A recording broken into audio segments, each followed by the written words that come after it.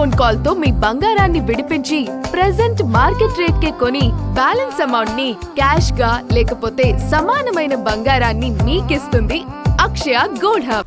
Artificial intelligence 2026లో లక్షలాది కొత్త ఉద్యోగాలను సృష్టించే అవకాశం ఉంది. వచ్చే 5 ఏళ్లలో ఆ సంఖ్య కొన్ని కోట్లు ఉండవచ్చని అంచనా. అదే టైంలో ఉన్న ఉద్యోగాలకు ముప్పుగాను మారే ఛాన్స్ ఉంది. ఉద్యోగాల్ని కాపాడుకోవాలన్నా, కొత్త ఉపాధి అవకాశాలను బొడిసిపట్టాలన్నా ఏం చేయాలి? టెక్ నిపుణుల సూచనలేంటి? ఆర్టిఫిషియల్ ఇంటెలిజెన్స్ ఏఐ అనగానే ఉద్యోగాలు పోతాయి అనేవాళ్లే అధికం. ఏఐతో ఉద్యోగాలు పోవడమేనా, రావడం ఉండదా అంటే ఎందుకు లేదు అని ప్రశ్నిస్తున్నారు టెక్ నిపుణులు. 2030 నాటికి 170 మిలియన్లు అంటే 17 కోట్ల కొత్త ఉద్యోగాలను ఏఐ సృష్టిస్తుందని అంచనా వేస్తున్నారు. ఆ ఉద్యోగాలు కొట్టాలంటే కొత్త నైపుణ్యాలు నేర్చుకోవడం తప్పనిసరి. భవిష్యత్తులో చాలా ఉద్యోగాలు ఏఐ పైనే ఆధారపడి ఉంటాయి. అంటే ఉన్న ఉద్యోగాన్ని కాపాడుకోవడానికి కొత్త టెక్నాలజీపై పట్టు సాధించక తప్పదు. అంటే ప్రతి ఒక్కరూ ఏఐతో కలిసి ప్రయాణం చేయడానికి సిద్ధం కావాలి. అప్పుడే మనుగడ సాధ్యమయ్యే అవకాశం ఉంటుంది.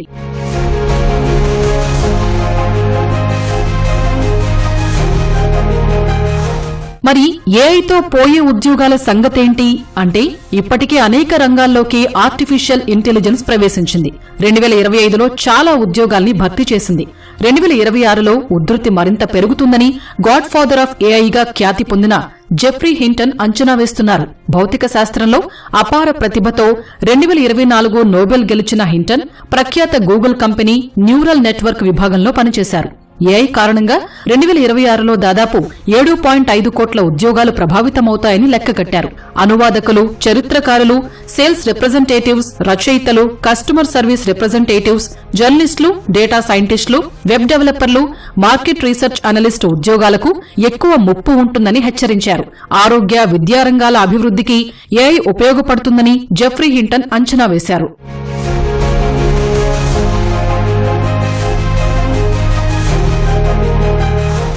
గోల్డ్మన్ సాక్స్ ప్రపంచ ఆర్థిక వేదిక WEF కూడా జెఫ్రీ హింటన్ లాగే లెక్కగట్టాయి.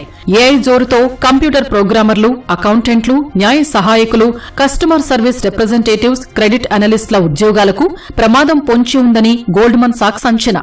ప్రపంచవ్యాప్తంగా 8.5 కోట్ల ఉద్యోగాలు ఏఐతో ప్రభావితమవుతాయని WEF చెబుతోంది.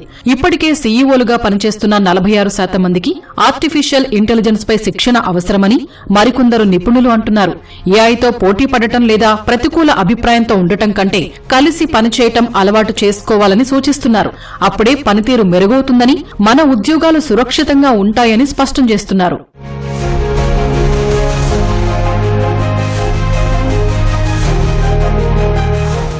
ఏఐ ప్రభావాన్ని తక్కువ అంచనా వేసేవారికి 2025 పరిణామాల్ని నిపుణులు గుర్తు చేస్తున్నారు.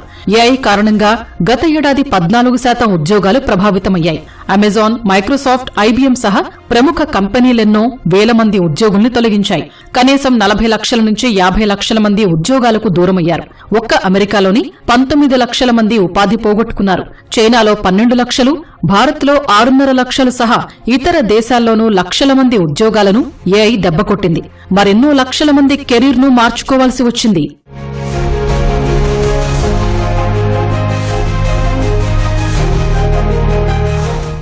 ఏఐ రాకతో ఉద్యోగాలు ఎందుకు పోయాయి అంటే కృత్రిమ మేధస్సు వేగమే కారణమని జెఫ్రీ హింటన్ సహా మరెందరో నిపుణులు చెబుతున్న మాట. చాలా వరకు కాల్ సెంటర్ ఉద్యోగాలు ఏఐతో నిండిపోయిన విషయాన్ని గుర్తు చేస్తున్నారు. ఇతర ఉద్యోగాలను భర్తీ చేసే శక్తి ఏఐకి ఉందని అంటున్నారు. మనుషులు ఒక షిఫ్ట్ మొత్తం చేసే పని అంతకంటే 40 నిమిషాల నుంచి గంట తక్కువ టైంలోనే ఏఐ పూర్తి చేస్తోందని చెబుతున్నారు. భవిష్యత్తులో ఈ వేగం మరింత పెరుగుతుందన్నది జెఫ్రీ హింటన్ విశ్వాసం. ఒక పని చేయడానికి 10 మంది అవసరమైన చోట ఆర్టిఫిషియల్ ఇంటెలిజెన్స్ సాయంతో 2 వ్యక్తులే చేయవచ్చట. భవిష్యత్తులో ఏఐకి తోడుగా కొందరు ఇంజనీర్లు ఉంటే సాఫ్ట్వేర్ కంపెనీలు సాఫీగా పనిచేసే పరిస్థితి వస్తుందంటున్నారు. అయితే ఏఐ ఎంత స్థిరంగా ఉంటుందో చెప్పటం కష్టమన్నది మరికొందరి అభిప్రాయం.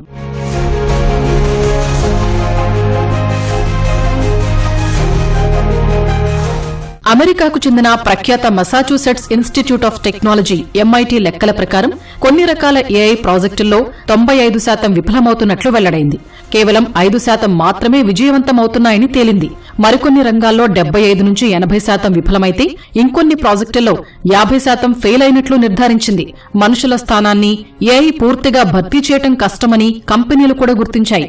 ఒక్క ఏఐతోనే పని పూర్తి చేయటం కష్టమని భావించిన స్వీడన్ ఫిన్టెక్ కంపెనీ గతంలో తొలగించిన ఉద్యోగుల స్థానంలో కొత్త వారిని తీసుకుంది.